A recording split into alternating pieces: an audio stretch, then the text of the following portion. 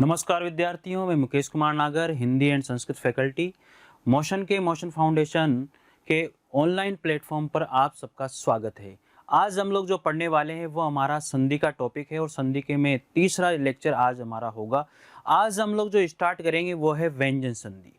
देखो, व्यंजन संधि और स्वर संधि का जो थोड़ा सा मामला है थोड़ा अलग अलग है, ठीक है। स्वर संधि में हम लोगों ने जो है 5 भेद स्वर संधि के पढ़े थे, दीर्घ संधि, गुण संधि, वृद्धि संधि, यण संधि और अयादि संधि।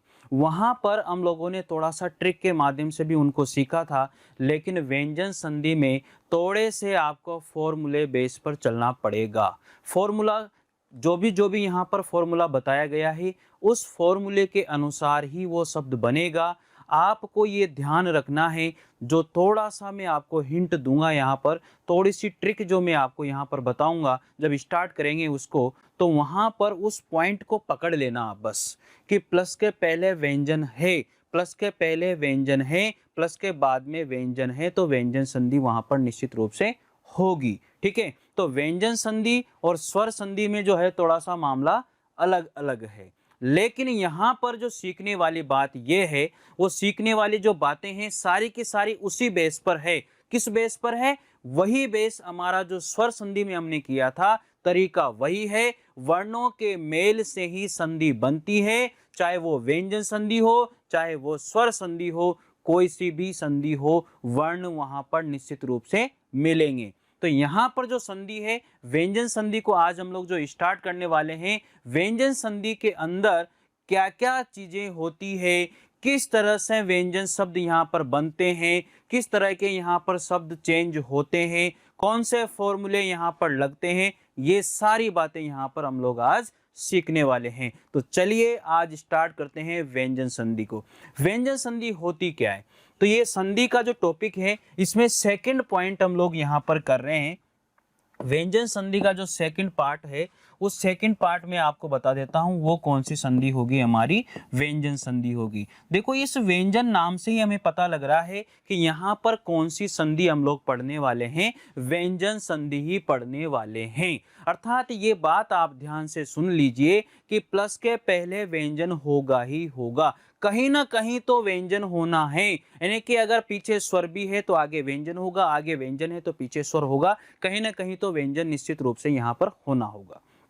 तो ये सारी की सारी बातें आप लोगों को यहाँ पर नोट करनी है, सारी चीज़ें आप लोगों को यहाँ पर ध्यान रखनी है। अगर आपने एक एक उदाहरण को अच्छे से समझ लिया, जैसे 4 उदाहरण है, वहाँ पर मैं एक उदाहरण को आपको समझा दूंगा, तो चारों के चारों उदाहरण वैसे के वैसे ही बनने वाले हैं, ठीक है। 4 उदाहरण को वहाँ पर समझने की आवश्यकता नहीं है, आपको सिर्फ तरीका आना चाहिए, और तरीका अगर आपने सीख लिया तो आपको कहीं से कहीं कोई भी प्रॉब्लम इसमें होने वाली नहीं है। तो चलिए स्टार्ट करते हैं आज हम लोग व्यंजन संधि को, और व्यंजन संधि के पहले वही भूमिका जो हमने पहले स्टार्ट की थी। तो देखिए यहाँ पर जो संधि है, वो संधि के बारे में मैं आपको पहले भी बता चुका हूँ कि संधि होती क्या है। मैं आपको ये चीजें सारी के सारी पहले भी मैं बता चुका हूँ कि व्यंजन संधि यानी कि 2 ध्वनियों अर्थात वर्णों के परस्पर मेल से जो है क्या होती है, संधि बनती है। ये सारी चीजें हम लोगों ने पहले पढ़ ली थी।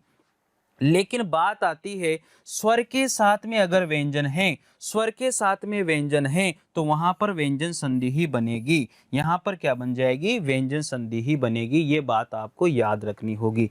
आगे बात करते हैं, यहाँ पर जो संधि है उसके 3 भेद होते हैं। संधि के मुख्य कितने भेद होते हैं? संधि के जो है कितने भेद होते हैं? संधि के मुख्य भेद, संधि के जो मुख्य भेद हैं, मुख्य जो भेद हैं वो कितने हैं, ये आपको याद रखना ही होगा। तो सबसे पहला संधि का भेद होता है स्वर संधि, जो हम लोगों ने पहले पढ़ ली है। दूसरी संधि का जो भेद है व्यंजन संधि। ये बात आपको याद रखनी है कि प्लस के पहले भी आपका व्यंजन होगा और प्लस के बाद भी आपका व्यंजन होगा, तो निश्चित रूप से व्यंजन संधि है। प्लस के पहले स्वर है, प्लस के बाद में अगर आपका व्यंजन है तो भी व्यंजन संधि है। अगर प्लस के पहले आपका व्यंजन है और प्लस के बाद में स्वर है तो वहाँ तो भी क्या हो जाएगी? व्यंजन संधि ही हो जाएगी। तो ये सारी चीजें आप लोगों को अच्छे से ध्यान रखनी है। विसर्ग संधि, यहाँ पर तीसरी संधि का भेद आता है विसर्ग संधि। इसके बारे में बात हम लोग करेंगे जब विसर्ग संधि हम लोग पढ़ेंगे। तो चलिए आज स्टार्ट करेंगे हम लोग यहाँ पर व्यंजन संधि। तो व्यंजन का मतलब मैंने आपको समझा भी दिया है कि व्यंजन होती क्या है, क्या नहीं होती है, ये सारी चीजें आपको यहाँ पर मैं बता चुका हूँ। फिर भी यहाँ पर भी मैं आपको बता देता हूँ, व्यंजन संधि में हमेशा व्यंजन का ही काम होता है। व्यंजन संधि में हमेशा व्यंजन का ही काम होता है। व्यंजन संधि में हमेशा आगे पीछे कहीं ना कहीं व्यंजन होता ही होता है। व्यंजन संधि में हमेशा आगे पीछे कहीं ना कहीं व्यंजन होता ही होता है। ये चीज आपको याद रखनी ही है। आ गई बात समझ में? तो चलिए, व्यंजन संधि में व्यंजन के साथ में स्वर हो चाहे व्यंजन हो, हमेशा स्वर के साथ में व्यंजन का ही मेल होता है। तो ये बातें आपको याद रखनी है। जिस तरह से यहाँ पर लिखा हुआ है दिक प्लस अंबर, तो समझने की कोशिश करेंगे। ये दिक लिखा हुआ है प्लस यहाँ पर अंबर लिखा हुआ है, कैसे बना है? देखो ये क है, तो ये क को हम लोग बदलेंगे ग के अंदर। ये सारी की सारी चीज़ें हम लोग आगे पढ़ेंगे, कैसे बदला है, कैसे नहीं बदला है, और ये सारे नियम आपको वहाँ पर मिल जाएंगे। तो यहाँ पर ये ग जो है, ये क को ग में बदला है हमने, तो ये जो क है ये यहाँ से क्या हो जाएगा, हट जाएगा। तो ये चीज़ आप याद रखिएगा भाई, यहाँ से इसको हमने बदल दिया, तो यहाँ पर ये चीज़ आपका, ये जो ग है, ये जो क है वो किस में चेंज हो गया है, आपका इस ग में चेंज हो गया है। ठीक है, तो दी, अब ये ग आधा हो गया, इसके बाद में ये ग मिलते ये पूरा हो गया, फिर म और फिर ब और ये, तो दिगंबर। इस तरह से ये बनता है। ठीक है, तो उसी तरह से सत प्लस जन तो सज्जन बन जाएगा, अभि प्लस एक तो अभिषेक बन जाएगा। ठीक है, तो कर लोगे इसको, कोई दिक्कत नहीं है। ये कैसे बनते हैं वो हम लोग यहाँ पर फॉर्मूले के बेस पे पढ़ेंगे। देखो, व्यंजन संधि के कुछ नियम हैं, इन नियमों को अगर आपने याद कर लिया, देखो थोड़ा सा तो यहाँ पर याद करना ही पड़ेगा, क्योंकि व्यंजन संधि में आपको बता दूं नियमों के अनुसार चलती है। व्यंजन संधि नियमों के अनुसार चलती है, ये आपको याद रखना है। ये देखो, पहला नियम है कचट तप, यानी कि ये जो वर्ग हैं, जो हमारे व्यंजन के वर्ग हैं, उनके पहले वर्ण हैं के साथ किसी भी स्वर तथा किसी भी वर्ग के तीसरे व चौथे वर्ण, इनके साथ में तीसरा और चौथा वर्ण है, सारे के सारे तीसरे और चौथे वर्ण हैं, तथा य लव ह में से किसी भी वर्ण के मेल पर क के स्थान पर ग और च के स्थान पर यहाँ पर ल और ट के स्थान पर यहाँ पर ड और त के स्थान पर द और प के स्थान पर ब हो जाता है। तो च के स्थान पर यहाँ पर क्या हो जाता है, छ। ठीक है, हो जाएगा। तथा यदि स्वर मिलता है तो स्वर की मात्रा हलंत वर्ण में लग जाएगी, किंतु व्यंजन के मेल पर कोई हलंत नहीं रहेगा। ठीक है, चलिए देखते हैं ये सारे के सारे नियम यहाँ पर कैसे लागू होते हैं। तो पहला नियम है क के स्थान पर ग हो जाता है।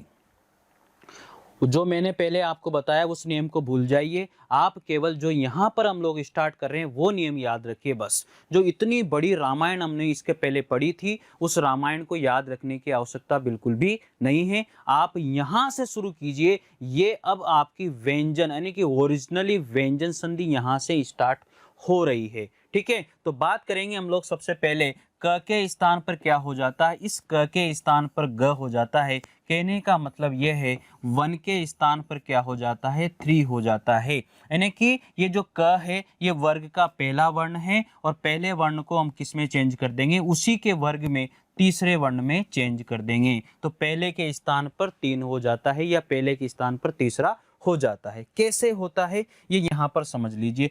एक उदाहरण में आपको बता रहा हूँ, दिक प्लस अंबर। ये दिक प्लस यहाँ पर लिखा हुआ है अंबर।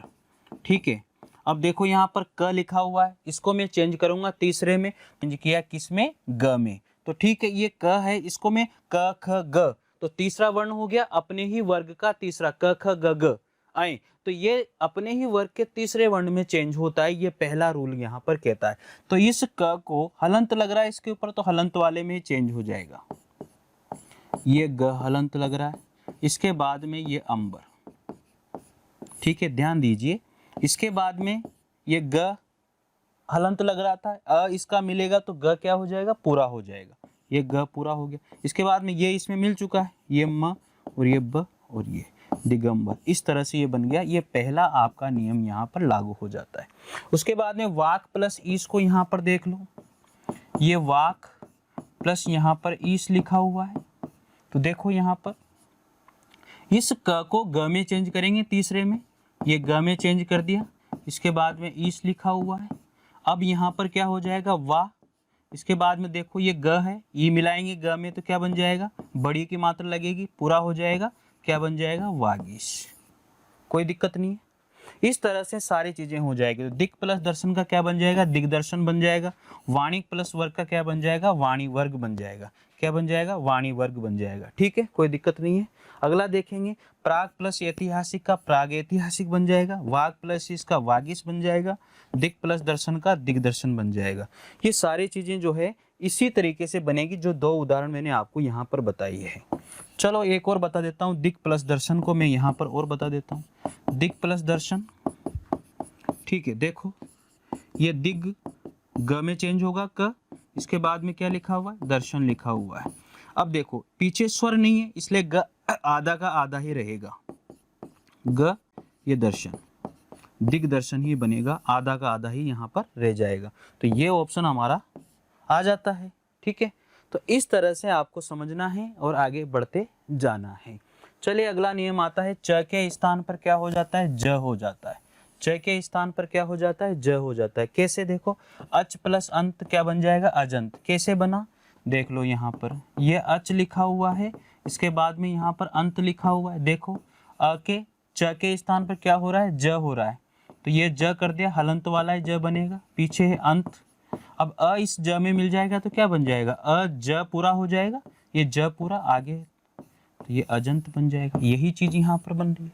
ठीक है, आजादी लिखा हुआ है, तो इसको देख लो आप यहाँ पर, अच प्लस आधी लिखा हुआ है, तो देखो क्या हो जाएगा, च के स्थान पर ज हो जाएगा, आधा लगेगा और ये आदि शब्द हो गया। तो देखो ये ज आ इसमें मिला तो अ जा, ये पीछे दी। तो इस तरह से आपको ये करने होते हैं। चलिए आगे देखते हैं। तो ये सारी चीजें अगर आपने कर ली तो कोई भी दिक्कत इसमें आपको नहीं आएगी। ठीक है, तो ये मैंने आपको समझा दिया था, ये सारी चीजें हो गई थी। यहाँ पर है ट के स्थान पर क्या हो जाएगा, ड हो जाएगा। तो ये ट है, जब जोड़ेंगे तो ये ड हो जाएगा। ठीक है, आ इसमें अगर मिलता है तो फिर ये ड पे हलंत नहीं लगेगा। अगर आ इसमें मिलता है तो फिर इसमें हलंत नहीं लगेगा। तो क्या बन जाएगा, सट प्लस आनन का सडानन बन जाएगा। कैसे बना, मैं ये बता देता हूँ। सट प्लस आनन यहाँ पर लिखा हुआ है, तो ये ड बना, पीछे क्या लिखा हुआ है, आनन। इसको मिलाएंगे तो स, ये ड में आ मिला तो डा, ये न, तो क्या बन गया, सडानन। तो सट प्लस आनन का सडानन हो जाएगा, सट प्लस यंत्र का षड्यंत्र हो जाएगा। ठीक है, सट दर्शन का सट प्लस दर्शन हो जाएगा, सड विकार का सट प्लस विकार और सडंग का सट प्लस अंग हो जाएगा। देखो यहाँ पर बता देता हूँ, एक इनमें से सट प्लस दर्शन में से बता देता हूँ। ठीक है, सट प्लस दर्शन को देख लो, सट प्लस दर्शन को किस तरह से हमने चेंज किया है। तो सड दर्शन ये है, तो इस ड को मैं किस में चेंज करूंगा, ट में चेंज करूंगा। तो सट प्लस दर्शन।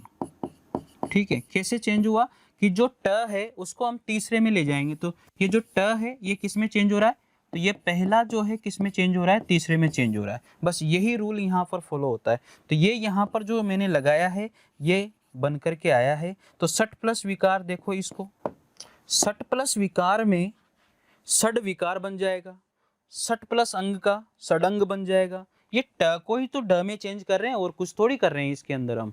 ठीक है, तो इस तरह से आप इसको चेंज कर सकते हो। आगे देखिए, अगला नियम आता है, त के स्थान पर क्या हो जाएगा, द हो जाएगा। ये त है, बस इसको द बना दीजिए। तो यहाँ पर देखो, एक में बता देता हूँ, सत प्लस आचार। ठीक है, तो देखो स, ये द, इस त के स्थान पर द हो गया, ये आ जोड़ा सदा, ये फिर चा, सदाचार। ठीक है, तो सत प्लस आचार का क्या बन जाएगा, सदाचार। उत प्लस यान का उद्यान हो जाएगा, तत् प्लस उपरांत का तदुपरांत हो जाएगा।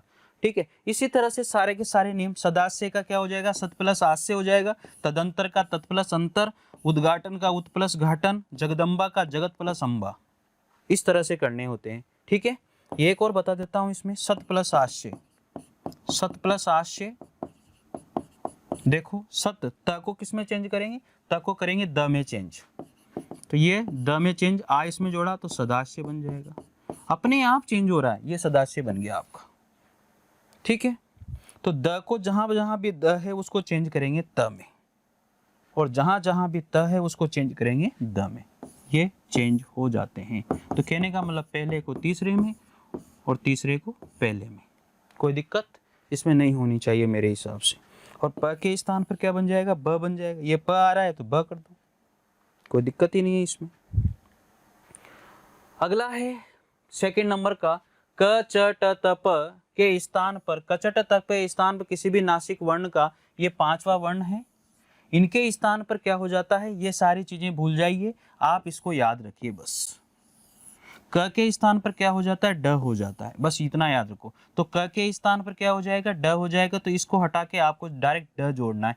देखो यहाँ पर एक समझा देता हूँ, क प्लस मय, वाक प्लस मय, तो आप इसके स्थान पर क्या करोगे, ड कर दोगे, ये बना दिया आपने, तो क्या बन जाएगा, वांग्मय बन जाएगा, कोई दिक्कत नहीं। उसी तरह से दिक् प्लस नाग का क्या हो जाएगा, दिनांग हो जाएगा।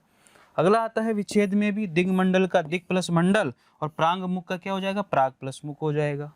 आगे बढ़ते हैं, ट के स्थान पर, ट के स्थान पर अण करना है आप लोगों को, ये अण, ट के स्थान पर अण बनाना है। देखो सट प्लस मास तो षणमास हो जाएगा, सट प्लस मूर्ति का षणमूर्ति हो जाएगा, क्षण मुख को चेंज करेंगे तो सट प्लस मुख हो जाएगा, षणमासिक का सट प्लस मासिक हो जाएगा। आपस में चेंज किया जा सकता है, कोई भी दिक्कत इसमें आपको नहीं होनी चाहिए। अगला नियम ये है, त के स्थान पर क्या हो जाएगा, न हो जाएगा, तो ये त है, इसको न बना दीजिए, तो उत प्लस नति का उन्नति हो जाएगा। कैसे बना दीजिए, ये देखो, उत प्लस नति, ठीक है। अब इस त को न बनाना है, ये त को न बनाना है, तो ये न हलंत लग रहा था, इसको जोड़ दो, उ यादा न, फिर न और एति, उन्नति बन गया। ठीक है, तो ये उन्नति बन गया। इसी तरह जगत प्लस नाथ का जगन्नाथ हो जाएगा, उत प्लस मूलन का उन्नर हो जाएगा, कोई दिक्कत थोड़ी है। विच्छेद देख लो, जगन माता, तो जगत प्लस माता जगन माता हो जाएगा, तय की जगह पर क्या करना है, न बनाना है, तो जगन माता हो जाएगा। उन्नायक का उत प्लस नायक, विद मंडली का विदत प्लस मंडली हो जाएगा। प के स्थान पर क्या बनाना है, प के स्थान पर म बनाना है, तो ये प है, इसके स्थान पर म कर दो, तो अम्मे हो जाएगा। कैसे हो रहा है, ये अप प्लस मय, अप प्लस मय, तो प के स्थान पर म बनाओगे, अ ये म, फिर ये म तो आ ही रहा है, तो अम्मे हो जाएगा, तो कोई दिक्कत इसमें नहीं होनी चाहिए। चलिए बढ़ते हैं आगे। अगला नियम आता है सेकंड नंबर का, आप इसको भूल जाइए, आप केवल इसको याद रखिए। म के बाद में क ख ग घ ऐ, अगर ये आता है कोई सा भी, तो उसकी जगह पर क्या हो जाता है, अनुस्वार हो जाता है। क्या हो जाता है, अनुस्वार हो जाता है। यही बात ये कहता है कि ये अनुस्वार यहाँ पर हो जाता है। आप याद कीजिए कि म हलंत वाला है, म के बाद में अगर क ख ग घ ऐ में से कोई भी आता है, तो ये जो म है इसको हम किस में बदल देंगे, अनुस्वार में बदल देंगे। देखो यहाँ पर एक लिखा हुआ है, एक उदाहरण बताता हूँ, सम प्लस कल्प लिखा हुआ है। अब मैंने कहा है कि म हलंत वाला है, उसके बाद में क ख ग घ ऐ में से कुछ भी आए, तो यहाँ पर क आ रहा है। जब क यहाँ पर आ रहा है तो इसको मैं किस में चेंज करूंगा, अनुस्वार में। ये अनुस्वार में, म को अनुस्वार में चेंज कर दिया, और क्या बन जाएगा, संकल्प बन जाएगा। तो सम प्लस कल्प का क्या हो जाएगा, संकल्प। सम प्लस ख्या का संख्या, सम प्लस गम का संगम, संग प्लस घर्ष का संघर्ष बन जाएगा। और देखो अलंकार में क्या हो जाएगा, अलम प्लस कार, संकर का क्या बन जाएगा, सम प्लस कर, संगठन का सम प्लस गठन हो जाएगा। तो सारा का सारा इसी फॉर्मूले बेस पे चल रहा है भाई। ठीक है, इस फॉर्मूले पर ये सारी चीजें चल रही है, कर सकते हो आसानी से आप इसे, कोई भी दिक्कत इसमें नहीं है। एक बार और देख लीजिए, सारी चीजें बता देता हूँ। ये फर्स्ट फॉर्मूला है। आगे देखो अगला फॉर्मूला, यह आता है अपवाद है, सम प्लस करण, तो संस्करण हो जाएगा।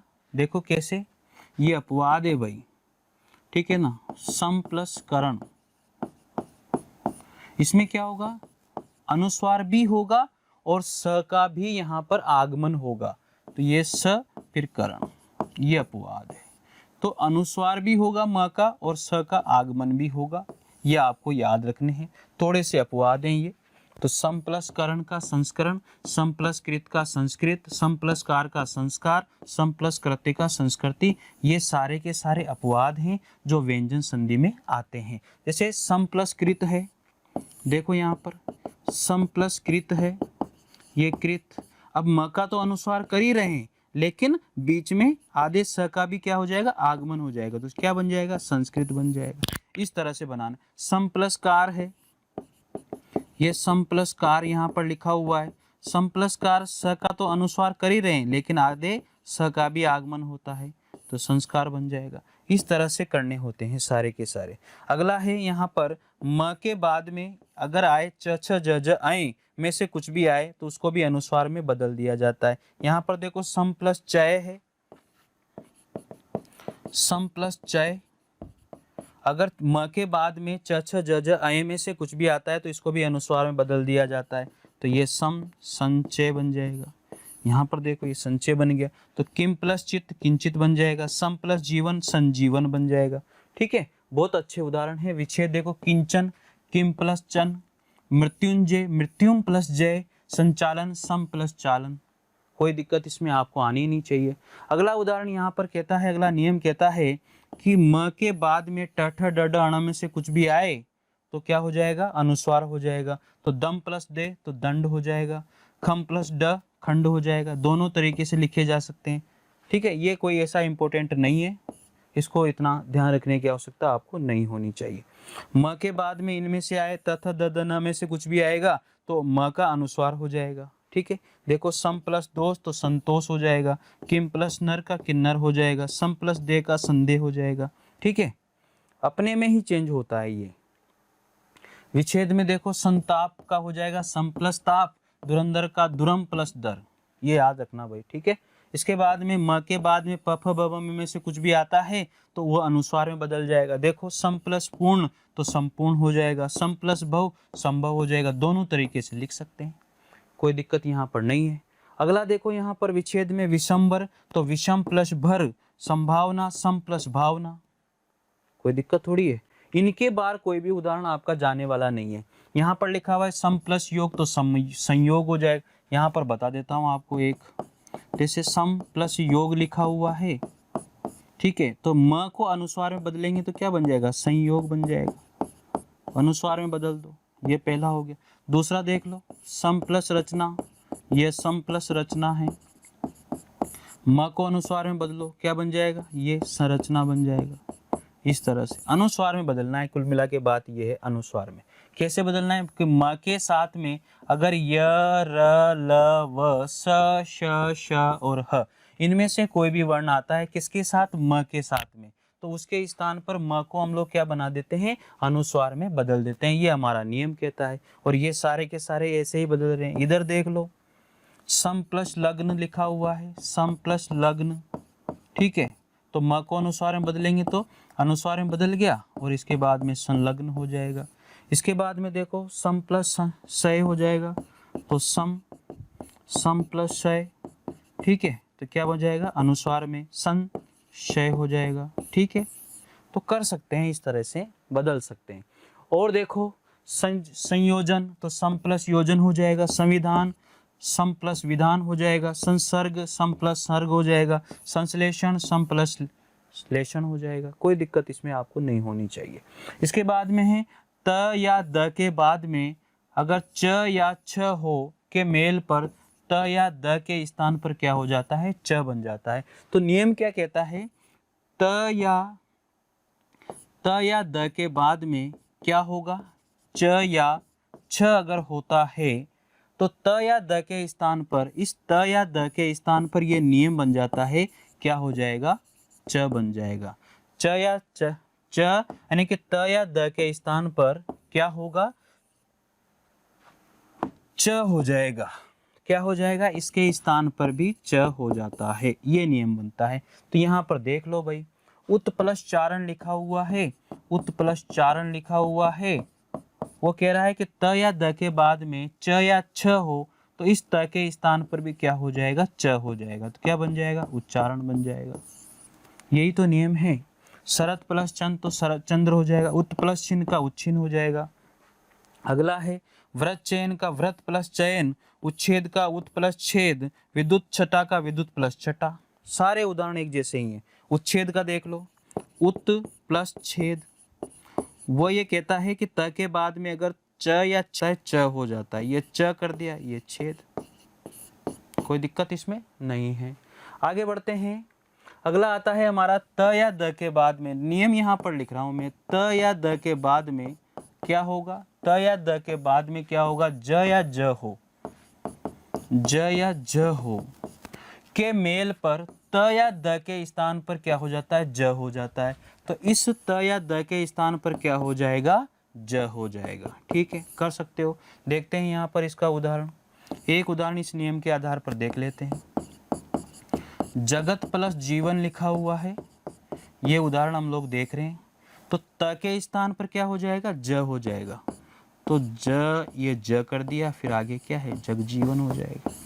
इस तरह से उदाहरण को कर सकते हो। तो व्रत प्लस झंकार व्रत झंकार हो जाएगा। अगला है विच्छेद में उज्ज्वल को देखो आप, उत प्लस ज्वल, ये उत प्लस ज्वल। ठीक है, ये उत प्लस ज्वल हम लोग कर रहे हैं। तो त के बाद में ज या ज में से कुछ भी होता है तो त का भी क्या हो जाता है, ज हो जाता है। तो ये ज कर दिया, ये ज कर दिया। तो ये सारी चीजें आपको याद रखनी है भाई। तो ये पॉइंट हमारा हो चुका था। ये सारी चीजें देखो, ये ज्वल उज्ज्वल क्या बन जाएगा, उज्ज्वल बन जाएगा। कर सकते हो, कोई दिक्कत इसमें नहीं होनी चाहिए। आगे बढ़ते हैं। अगला आता है हमारा यहाँ पर नियम। अगला नियम क्या कहता है, देखो, त या द के बाद में, त या द के बाद में, त या द के बाद में ट या ठ हो, ट या फिर ठ हो, तो इस त या द का क्या बन जाता है, त या द का क्या बन जाता है, ट बन जाता है। तो इसको हम किस में चेंज करेंगे, ट में चेंज करेंगे, बन जाएगा। तो ये हमारा नियम कहता है। तो इसको चेंज करो, तत्, तो इस त को किस में चेंज करूंगा, ट में चेंज करूंगा। तो ट में ही चेंज कर लेते हैं इसको डायरेक्ट। यहाँ पर देखो, ट में ही चेंज हो जाएगा। ये त और ये ट और प्लस टी और ये का। अब इसको आप जोड़ोगे तो क्या बनेगा, यही तो बनेगा ना भाई, त ट टी का। बताओ क्या दिक्कत आ रही है, कोई दिक्कत इसमें नहीं होनी चाहिए। अगला नियम हमारा कहता है, अगला नियम बनता है यहाँ पर देखो, अगला नियम क्या कह रहा है, त या द के बाद में ड हो और ड हो तो त या द के स्थान पर ढ हो जाता है। देखो, ये जो मैंने पॉइंट आपको यहाँ पर लगाए हैं, यही पॉइंट क्या होते हैं, सारे के सारे याद रखने होते हैं। ठीक है, देखो, उत प्लस डयन, उत प्लस डयन। तो त या द के बाद में क्या हो, ड हो या ड हो, तो वो त या द भी किस में चेंज हो जाता है, ड में चेंज हो जाता है। तो इस त को किस में चेंज करेंगे, ड में चेंज करेंगे। हलंत लगेगा, ये उड्डयन हो जाएगा। ठीक है, तो ये उत प्लस डयन का उड्डयन हो जाएगा, भवत प्लस डमरू का भवडमरू हो जाएगा। कोई दिक्कत इसमें नहीं होनी चाहिए। बहुत आसान है, इसे आप कर सकते हो। लेकिन यहाँ पर एक पॉइंट आपको याद रखना है, वो पॉइंट है रूल, यानी कि जो नियम है वो नियम अगर याद नहीं है तो व्यंजन संधि में बहुत बड़ी दिक्कतें आ सकती हैं। तो ये रूल है, इन रूल को अच्छे से आपको याद रखना पड़ेगा। त या ट के बाद में अगर ये होता है तो त या द का क्या हो जाएगा, ट हो जाएगा। बस यही नियम यहाँ पर याद रखने वाले हैं। तो त या द के बाद में देखो, ये त या द के बाद में, ये वही मैं लिख रहा हूँ, त या द के बाद में क्या कहता है, ल के मेल पर त या द के बाद में क्या हो जाता है, ल हो जाता है। तो ये यही कहता है भैया, इसके बाद में अगर ल हो तो इसका भी क्या हो जाएगा, ल ही हो जाएगा। तो ये कहता है, देखो नियम, ये नियम यहाँ पर उत प्लस लाश, तो ये उत प्लस यहाँ पर लाश। अब यहाँ पर त का भी क्या हो जाएगा, ल हो जाएगा, ये ल कर दिया, फिर आगे क्या है, लाश, ये बन गया। तो सारे के सारे तत् प्लस लीन को तल्लीन हो जाएगा, विद्युत प्लस लेखा विद्युत लेखा हो जाएगा। कोई दिक्कत आपको इसमें नहीं होनी चाहिए। उल्लंघन का क्या हो जाएगा, उत प्लस लंघन, भगवत लीला का भगवत प्लस लीन, उल्लेख का उत प्लस लेख। ये इसी तरह के उदाहरण हैं जो आपको कंटिन्यू याद रखने हैं और करने हैं। आगे देखो, त या द के बाद में, त या द के बाद में अगर ह होगा तो त या द का किस में बदल जाएगा, द में, तथा ह के स्थान पर किस में बदल जाएगा, ध में बदल जाएगा। तो याद रखेंगे त या द के बाद में क्या हो, ह। त या द के साथ ह के मेल पर त या द के स्थान पर द हो जाता है, इसके स्थान पर क्या हो जाता है, द हो जाता है, ठीक है। और ह के स्थान पर क्या हो जाता है, ध हो जाता है। ये ह के स्थान पर क्या हो जाता है, द हो जाता है। ये बातें आपको याद रखनी है, बस ये आपका रूल बन जाता है पूरा का पूरा। कैसे बना है यहाँ पर बता देता हूँ, हटा देंगे फिर। देखो उत प्लस हार, अब यहाँ पर ये त के बाद में ह है, तो इस त को मैं किस में चेंज करूंगा, इस त को चेंज करूंगा द में, ये उद हलंत लग गया। और ह को किस में चेंज करूंगा, ध में चेंज करूंगा। पूरा था इसलिए पूरा ही चेंज होगा, क्या बन जाएगा, उद्धार बन जाएगा। ये बन गया मेरा उद्धार, ठीक है। इसको ऐसे भी लिख सकते हैं, कोई दिक्कत नहीं है। उत प्लस हृत लिखा हुआ है तो यहाँ पर देख लो भाई, तो एक तो ये हो गया। अगला आता है यहाँ पर उत प्लस हृत, ठीक है। देखो ये हृत में त हलंत हटा दो, इसका ये हलंत हट गया। देखो तो त के स्थान पर क्या हो जाएगा, द हो जाएगा, ठीक है। अब ह के स्थान पर द हो जाएगा। अब ही री तो वैसा का ऐसा लगेगा, उद्धृत हो जाएगा, ठीक है। इस तरह से चेंज करना है। पद प्लस हति, तो पद प्लस हति का क्या हो जाएगा, देखो द के स्थान पर ये द है तो त कर दो प, अब ये द है तो द के स्थान पर त, और त या द के स्थान पर द ही होता है तो द का तो द ही रह जाएगा, ठीक है। इसके बाद में ह का क्या हो जाएगा, ध हो जाएगा। इसके बाद में ति तो पद्धति। इसको ऐसे लिखो या फिर ऐसे लिखो, कोई दिक्कत इसमें नहीं होनी चाहिए। तो ये सारे नियम आपको इस तरह से याद रखने हैं और इस तरह से ही इन उदाहरणों को करना है, ठीक है। पद्धति हो जाएगा, उद्धृत हो जाएगा, उद्धार हो जाएगा, कोई दिक्कत इसमें आपको नहीं होनी चाहिए, ठीक है। बढ़े आगे। तो आगे बढ़ने से पहले भी मैं आपको यहाँ पर ये सारी चीज़ें बता देता हूँ। देखो ये तद्धित का भी तत् प्लस हित हो जाएगा, उद्धरण का उत प्लस हरण हो जाएगा। ये मैंने आपको बता दिए हैं सारे के सारे, उत प्लस हार उद्धार, उत प्लस हृत उद्धृत, पद प्लस हति पद्धति, ठीक है। चलिए अगला नियम है हमारा, त या द के साथ में अगर श हो, देखो यहाँ पर लिख देता हूँ, त या द के बाद में क्या हो, शंख वाला हो, ठीक है। हलंत लग रहा है तो कोई बात नहीं। त या द के स्थान पर च, तो इस त या द के स्थान पर क्या हो जाएगा, च हो जाएगा, ठीक है। च तथा स के स्थान पर क्या हो जाएगा, छ हो जाएगा। ये लो साहब, कर सकते हैं। ये हमारा क्या बन जाता है, नियम बन जाता है। इसी लैंग्वेज को मैंने किस में चेंज कर दिया है, नियम के अंदर चेंज कर दिया है। देखते हैं यहाँ पर पहला है, इस वाले को बता रहा, उत प्लस श्वास लिखा हुआ है, ठीक है। अब ये त के स्थान पर क्या हो रहा है, त के स्थान पर च हो रहा है, तो कर दो इस त के स्थान पर च, ये हलंत लग रहा है, प्लस श्वास। अब स के स्थान पर क्या हो रहा है, छ हो रहा है, स के स्थान पर क्या हो रहा है, छ हो रहा है, कर दो इसको भी चेंज, ये छ में चेंज कर दिया। आधा है, हलंत लग गया, वाश लिखा हुआ है तो चेंज करो, उ, ये च, ये छ, और ये वाह और ये स, उच्चवास हो जाएगा। इस तरह से अगर रूल के अनुसार आप चलोगे तो कोई भी दिक्कत आपको यहाँ पर नहीं आएगी। तो ये सारी चीज़ें आपको इसी तरीके से करनी है। एक एक उदाहरण आप कर सकते हो, किसी भी उदाहरण, उत प्लस श्रृंखला, श्रृंखल का उश्रृंखल हो जाएगा, शरत प्लस शशि का शरत शची हो जाएगा, कोई दिक्कत नहीं है।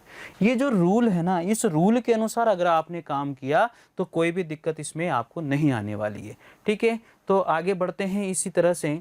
अगला नियम आता है, किसी भी स्वर के साथ में अगर छ हो, किसी भी स्वर के साथ में छ के मेल पर स्वर तथा छ के बीच में च का आगमन हो जाता है, च का आगमन हो जाता है। देखो यहाँ पर स्वर के बाद में अगर छ हो, ठीक है, या पूरा हो या आधा हो, ठीक है, पूरा हो या आधा हो, छ हो, तो स्वर ये क्या कहता है, स्वर तथा छ के बीच में, यहाँ बीच में किसका आगमन हो जाता है, च का आगमन हो जाता है। तो ये हमारा नियम बन जाता है।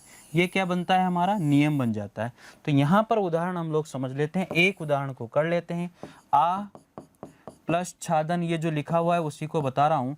आ प्लस छादन यहाँ पर लिखा हुआ है, देखो वो कहता है कि स्वर, तो ये प्लस के पहले यहाँ पर स्वर लिखा हुआ है, प्लस के पहले स्वर है, जब प्लस के पहले स्वर है और बाद में कह रहा है छ है, तो प्लस के पहले स्वर और बाद में छ, तो बीच में किसका आगमन हो जाएगा, च का आगमन हो जाएगा। तो आ ये च, तो छादन कर सकते हैं इस तरह से।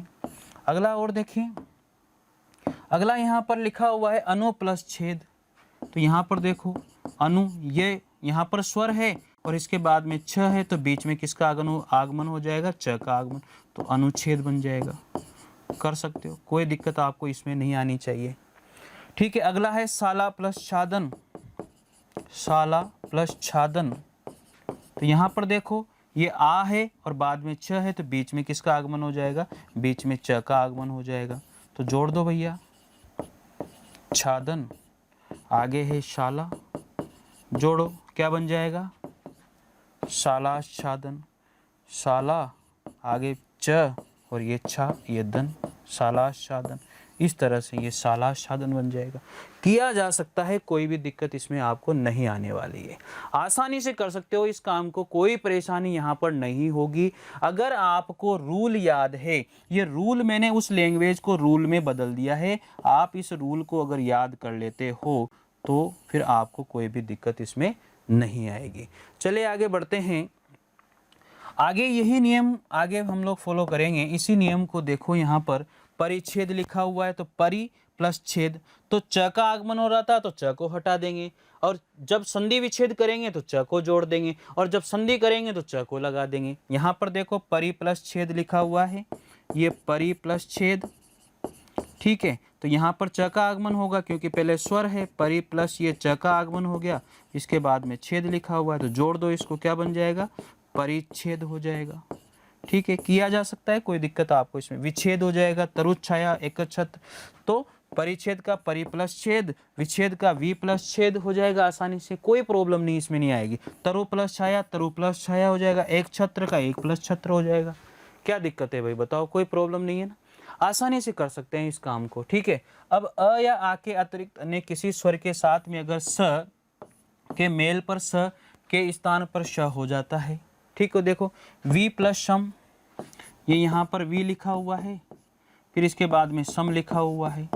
ठीक है, अब अ या आ के अलावा होना चाहिए पहले, तो है पहले ई है तो वी, ठीक है। अब ये श है तो इसके जगह पर क्या हो जाएगा, षटकोण वाला स आ जाएगा, विषम हो जाएगा। बस यही चीजें आपको याद रखनी है।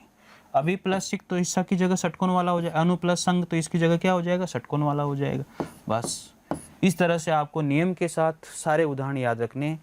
अभी प्लस एक तो अभिषेक, अभी प्लस एक, सुषुप्त का शु प्लस शुप्त, निषेध का नी प्लस छेद, निषाद का नी प्लस छेद, विषाद का वी प्लस साध। देखो यहाँ पर एक को बता देता हूँ, निषेध को बता देता हूँ।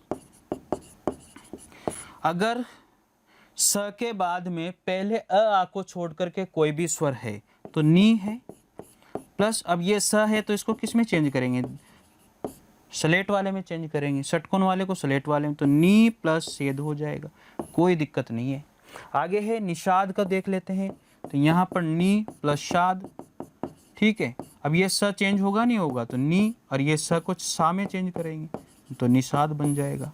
कोई दिक्कत आपको इसमें नहीं आएगी, आसानी से कर सकते हैं इस काम को, बहुत आसान है। और बहुत अच्छी तरह से अगर आपने रूल याद कर लिए, अगर रूल अच्छी तरह से याद हो गए तो फिर इस संधि में कोई भी प्रॉब्लम आपको यहाँ पर नहीं आएगी। अगली संधि यहाँ पर ये अगला जो अपवाद का जो यहाँ पर मैटर है, ये अपवाद ही वो पूछता है व्यंजन संधि में। तो वी प्लस यहाँ पर सर्ग लिखा हुआ है तो ये चेंज नहीं होता, इसमें ऐसा का ऐसा रह जाता है। ये कुछ शब्द ऐसे हैं तो विसर्ग का विसर्ग ही रह जाएगा, ये चेंज यहाँ पर आपके नहीं होंगे, चेंज यहाँ पर नहीं होगा। तो वी प्लस सर्ग को विसर्ग रह जाएगा, अनु प्लस सार का अनुसार हो जाएगा, वी प्लस सर्जन का विसर्जन हो जाएगा, वी प्लस स्मरण का विस्मरण हो जाएगा। ये जो उदाहरण है 1, 2, 3 और 4 ये वैसे के वैसे ही याद करने हैं, इनमें कुछ भी चेंज होने वाला नहीं है, इसलिए ये इंपॉर्टेंट भी बन जाते हैं, ये मोस्ट भी हो जाते हैं कि संधि के ये व्यंजन संधि के ही हैं, ये रूल के अनुसार ये नहीं चलते हैं। आगे बात समझ में आपको, तो ये सारी की सारी बातें आप अच्छी तरह से याद रखिएगा भाई, ठीक है। अगला नियम आता है, यदि किसी शब्द में कहीं भी री आए तो र या स के स हो र या फिर श हो एवं उसके साथ मिलने वाले शब्द में कहीं भी न हो तथा उन दोनों के बीच में कोई भी स्वर हो और इसके बाद में ये आते हैं सारे के सारे वर्ण, तो वहां पर क्या हो जाता है, ये सारे वर्ण अगर वहां पर आते हैं तो न के स्थान पर क्या हो जाएगा, अण हो जाएगा। इतनी सारी रामायण इसने हम लोगों के सामने पढ़ दी है। आप तो याद रखे भाई इस नियम को। देखो यहाँ पर क्या कहता है, राम प्लस अयन यहाँ पर बन रहा है, तो आप कुछ भी नहीं है भैया, राम, ये राम हो गया और यहाँ पर अयन है तो क्या बन जाएगा, अ और आ को मिलाएंगे तो आ हो जाएगा, रामा, ये और ये न, क्या बन गया, रामायण बन गया। परि प्लस नाम तो क्या बन जाएगा, परिणाम बन जाएगा। क्यों बन जाएगा, ये र आने की वजह से न को किस में चेंज कर देते हैं, अण में चेंज कर देते हैं। नार प्लस अयन तो क्या बन जाएगा, नारायण बन जाएगा, नारायण, हे नारायण, हे नारायण बोलते हैं ना, इस तरह से ये चेंज हो जाएंगे। तो आप देखेंगे एक एक नियम को, यहाँ पर विच्छेद है, प्रसारण, प्रसार प्लस न, अब न को आप किस में चेंज करोगे, ये प्रसार प्लस यहाँ पर हो जाएगा आपका न, कर सकते हो आसानी से, कोई प्रॉब्लम इसमें है नहीं। प्रसार प्लस न, अब यहाँ पर र आने की वजह से ये न किस में चेंज हो जाएगा, अण में चेंज हो जाएगा, प्रसारण, ये चेंज हो गया इसके अंदर, कोई दिक्कत थोड़ी। उत्तरायण का देखो, उत्तर प्लस अयन, यहाँ पर देखो उत्तर प्लस अयन, तो ये क्या हो जाएगा, र आने की वजह से न को किस में चेंज कर देंगे, उत्तरायण, उत्तरायण, ठीक है, उत्तरायण, तो ये अ यहाँ पर अ है, ये क्या हो जाएगा, उत्तरायण हो जाएगा। यहाँ पर देखो मृत प्लस मय, मरणमय हो जाएगा, किगड़ांगन, क्रीड़ा प्लस आंगन हो जाएगा। और भी उदाहरण है, अगला है द के साथ में क आए, ख आए, त आए, द आए, प आए, फ आए, स आए, स आए, स अह के मेल पर द के स्थान पर क्या हो जाता है, त बन जाता है। क्या बन जाता है, त बन जाता है। देखो यहाँ पर एक उदाहरण आपको मैं समझा देता हूँ, संसद प्लस सदस्य को ही समझ लो आप। यहाँ पर लिखा हुआ है द, यहाँ पर लिखा हुआ है द, ठीक है, ये द लिखा हुआ है। अब इस द के स्थान पर कुछ भी आए, ये क ख ग ग त त द प, इनमें से कोई भी वर्ण अगर आ जाता है तो कोई दिक्कत नहीं है, ठीक है। लेकिन उस द को किस में चेंज करेंगे, उस द को चेंज करेंगे त में, बस इतना याद रख लो। तो इस द को चेंज करेंगे त में, और कुछ भी आपको नहीं करना है। तो संसद सदस्य, इसको द को त में चेंज कर दो, तत्पर हो जाएगा। इस द को त में चेंज कर दो, सत्कार हो जाएगा। तो ये जो चीजें हैं, इन्हीं बातों को आप लोग जो है अच्छे से याद कर लोगे तो कोई भी दिक्कत आपको यहाँ पर नहीं आएगी। तो आसानी से किया जा सकता है यार, इस द को ही तो चेंज करना है त में, तो ये सारी चीजें आपके यहाँ पर क्या हो जाएगी, क्लियर हो जाएगी। तो यहाँ पर कोई भी दिक्कत आपको नहीं आएगी अगर आपने रूल सारे के सारे फॉलो किए तो, यानी कि रूल ही आपको अच्छे से याद रखने हैं। और जो एक एक उदाहरण हर रूल का मैंने आपको समझाया है, उसके बेस पे यहाँ पर जितने भी उदाहरण दिए गए हैं, उन उदाहरणों को अगर आपने अच्छे से कर लिया तो कोई भी दिक्कत यहाँ पर नहीं होगी। तो चलिए हम लोग बात करते हैं, अब प्रश्नों के साथ बढ़ते हैं आगे। प्रश्न किस तरह से आते हैं, किस तरह से नहीं आते हैं, तो ये सारी चीजें यहाँ पर आपको देखनी है। तो ये सारी बातें आपको, एक एक रूल आपको यहाँ पर अगर करते हो तो कोई भी दिक्कत इसमें आपको नहीं आने वाली है, ठीक है। तो देखते हैं अभ्यास प्रश्न। अभ्यास प्रश्नों में किस तरह की चीजें होती हैं, किस तरह से हम वहां पर चेंज करते हैं, ये सारी बातें वहां पर हम लोग सीखेंगे। तो पहला प्रश्न आता है, दो ध्वनियों को मेल को क्या कहते हैं। ये प्रश्न बार बार पूछा जाता है, इस प्रश्न को आसानी से कर सकते हो भैया। दो ध्वनियों के मेल को क्या कहा जाता है, दो ध्वनियों के मेल को क्या कहा जाता है, दो वर्णों के मेल को क्या कहा जाता है, दो वर्णों के मेल को क्या कहा जाता है, संधि कहा जाता है। क्या कहा जाता है, संधि कहा जाता है। दो या दो से अधिक शब्दों के मेल को क्या कहा जाता है, शब्दों के मेल को भैया हमारे यहाँ पर क्या कहा जाता है, समास कहा जाता है। बताओ प्रत्यय कहाँ पर लगते हैं, प्रत्यय हमेशा शब्द के, प्रत्यय हमेशा शब्द के, प्रत्यय हमेशा धातु के, प्रत्यय हमेशा क्रिया के। कहाँ, चले देखते हैं अभ्यास प्रश्नों को। और अभ्यास प्रश्न हमारे यहाँ से शुरू होते हैं। तो दो ध्वनियों के मेल को धातु या क्रिया के बाद में अगर वो लग भी नहीं करनी है, आपको इसी तरीके से याद रखनी है, इसी तरीके से सारी बातें आपको ध्यान रखनी है। तो ये कहाँ पर लग जाएगा भैया, धातु और क्रिया के बाद में लग जाएगा, तो याद रखो भाई, ठीक है।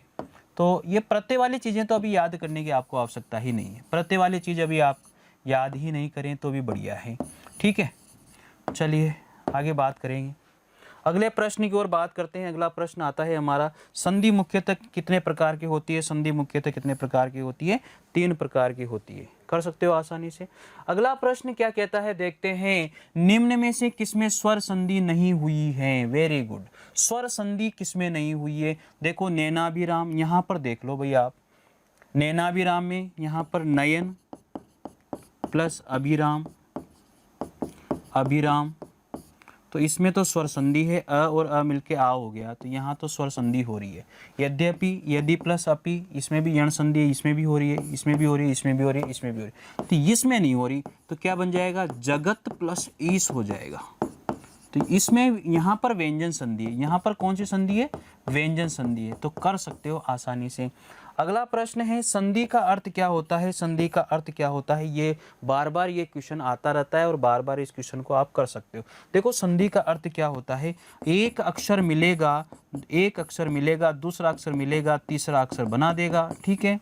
तो यहाँ पर देखो, दो अक्षरों के मेल से तीसरा अक्षर बनना, या दो अक्षरों के रूप में परिवर्तन होना, ठीक है। अगर परिवर्तन बाद वाली बात आ जाती है तो ये राइट हो जाएगा, और ये नहीं आता है तो फिर ये राइट हो जाएगा, ठीक है। तो यहाँ पर जो है मोस्ट इंपॉर्टेंट बात ये है, ठीक है। अगली बात करते हैं।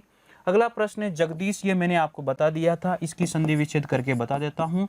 जगत प्लस ईश यहाँ पर है, क्या हो जाएगा? जगदीश हो जाएगा, और ये हमारी व्यंजन संधि हो जाएगी। अगला है तद्रूप, तद प्लस रूप, क्या हो जाएगा? तत्, तत् प्लस रूप, ठीक है, क्या हो जाएगा? तत् प्लस रूप, और ये हमारी व्यंजन संधि का उदाहरण है। आसानी से कर सकते हो भाई इन उदाहरणों को, ठीक है। वाकदान का क्या हो जाएगा? वाक प्लस दान यहाँ पर हो जाएगा, तो ये भी क आ रहा है, हलंत लग रहा है, तो व्यंजन संधि का उदाहरण हो गया, ठीक है। अगला देखो, विपद प्लस जाल, इसका संधि विच्छेद करेंगे तो क्या हो जाएगा? विपत प्लस जाल हो जाएगा, ठीक है। तो विपत प्लस जाल, तो यहाँ पर देखो हलंत लग रहा है, इसका मतलब व्यंजन संधि है, ये व्यंजन संधि है, आसानी से किया जा सकता है, कोई प्रॉब्लम इसमें नहीं है।